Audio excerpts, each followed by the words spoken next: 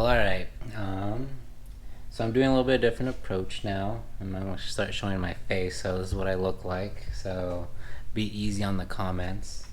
Um, so if you saw my Instagram story, you would know kind of a little preview of what just happened. So now I'm going to tell you the full story of what happened and why the car is like this and why this broke off and where it is right now after just doing some research without removing the front radiator yet.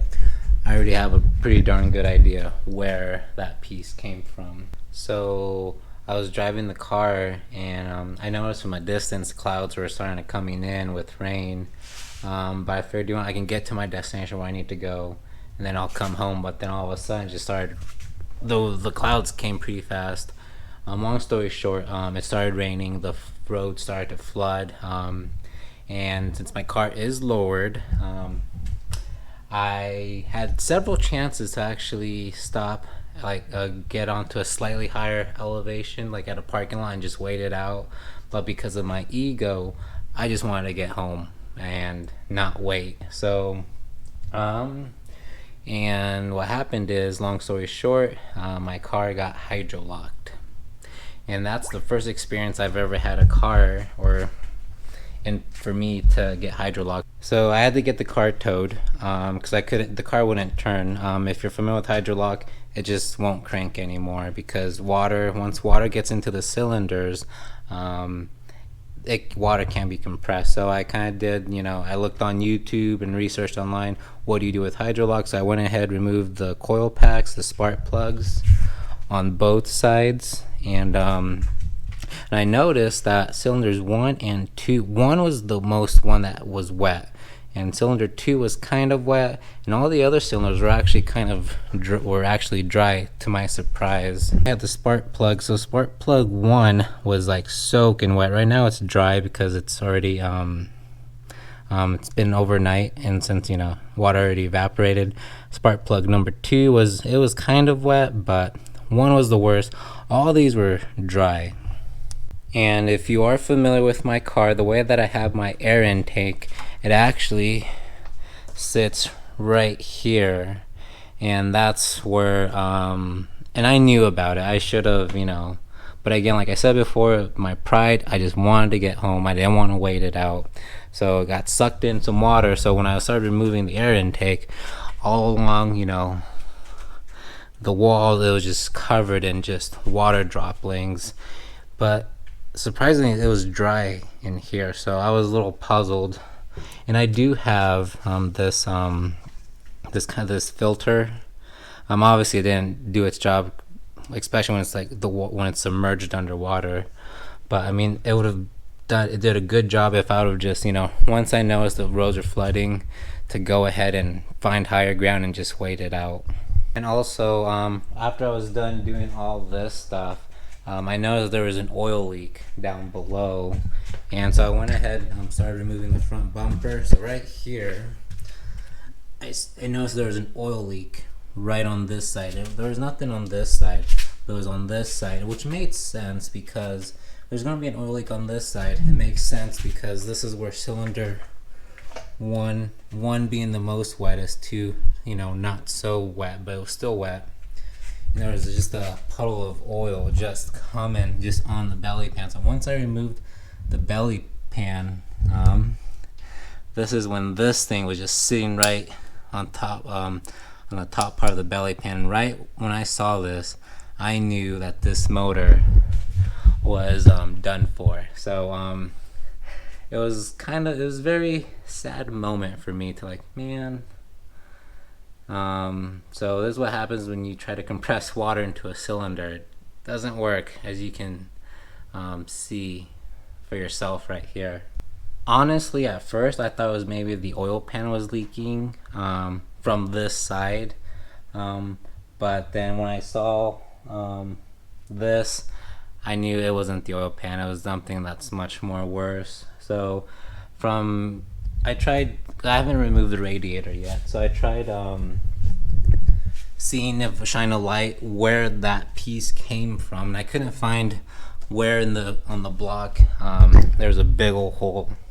So actually someone sent me a picture, because I showed him a picture of this, and a buddy of mine sent me a picture of a picture of a car without the radiator, and sure enough, I knew where this piece was. So pretty much, so if you look, so right here, if you have X-ray vision, there is the crank pulley is right here, and this piece sits right about like this on the top left part, of the pulley. So I'll actually post a picture of the picture that he sent me, little red circle circling where this piece came from. So like I said, once I saw that piece, this engine was goner. So the next question could be is, what's the plans, going forward?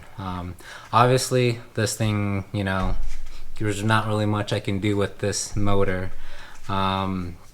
So going forward, it's kind of like a bittersweet moment. I didn't want this to happen, but hey, it did. It could have been worse, actually, and I'm very thankful that it wasn't worse. So it's like I said, it's a bittersweet moment, because I've always wanted to build this one, but I can't build this one anymore.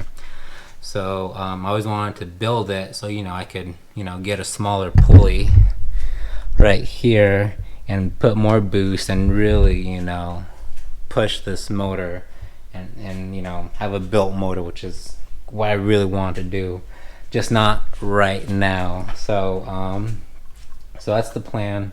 I'm gonna eventually, it's gonna take some time, because I'm busy with so many other stuff that it'll take some time. So every other day I'll probably take things apart, get ready to remove this out. So obviously I'm keeping the supercharger. That's not going away at all.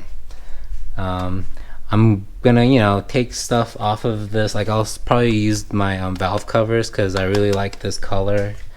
And then this will kind of be like a spare motor, for parts in case I need something. So that's the plan going forward. As far as videos, I know lately I haven't been posting too many videos consistently. It's like maybe 1 or 2 videos a month. So the next video, I don't know when that's gonna be when it comes to this car. I know I still have some maintenance to do on the Q7. So whenever I get time to do some maintenance on the Q7, I'll be posting some tutorials on how to do that. But as far as the S4 goes, it's gonna be a while until really any other new video comes out.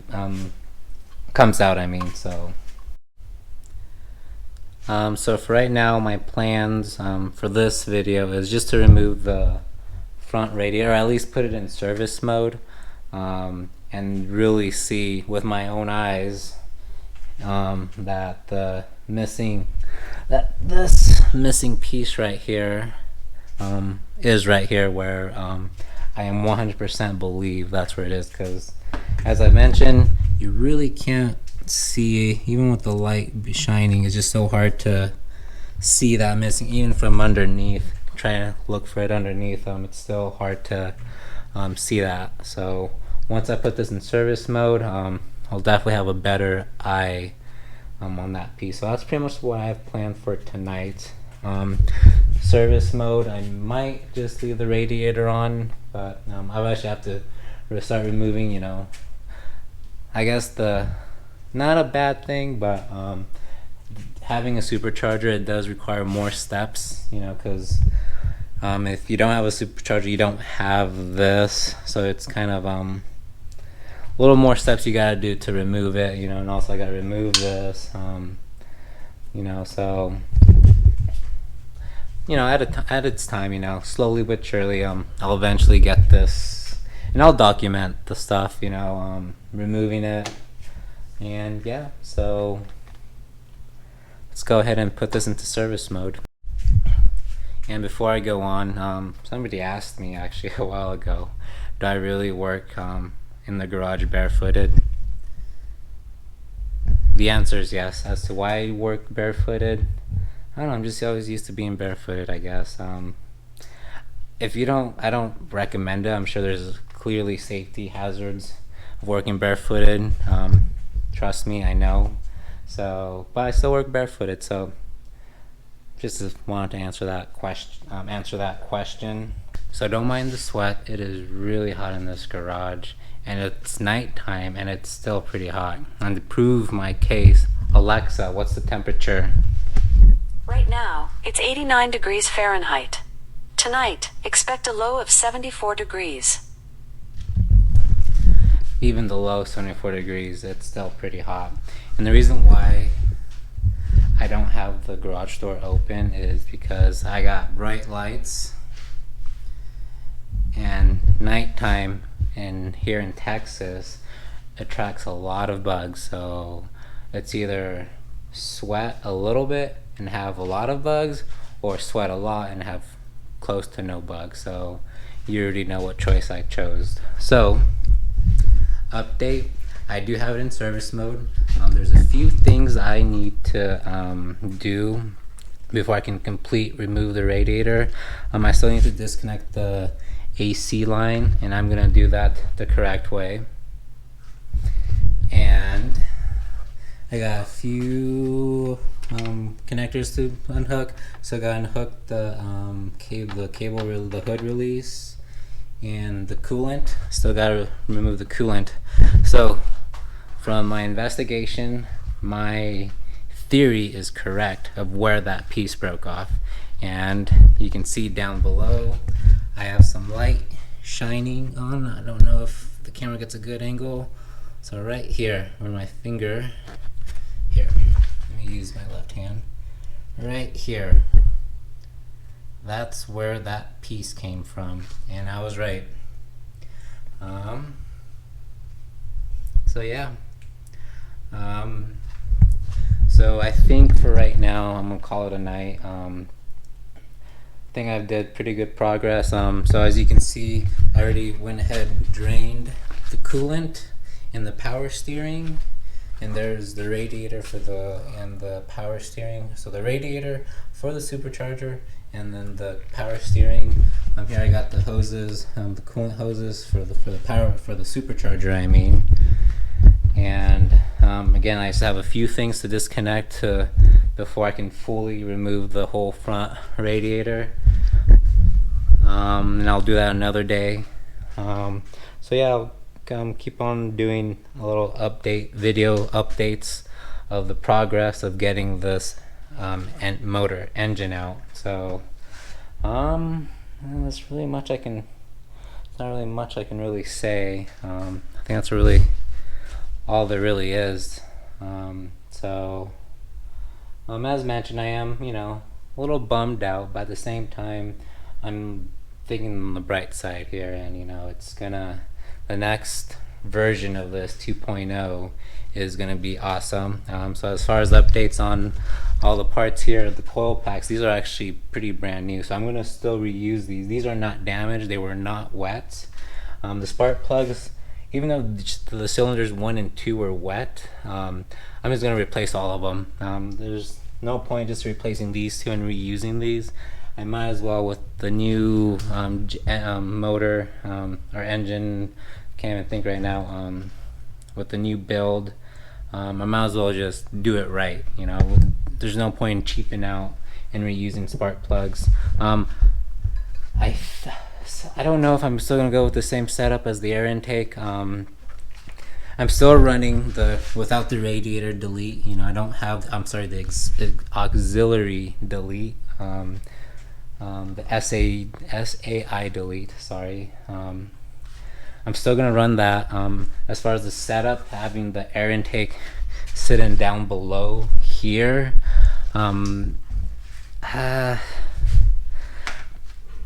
don't know if I'm kind of going back and forth if I should do that again or do a different design, but as of right now, I think I'm still gonna do the same, but that might change as I get further along with this build process. So yeah, it is. I am just sweaty. So oh yeah, So that's what's left of my, one thing I want to show you.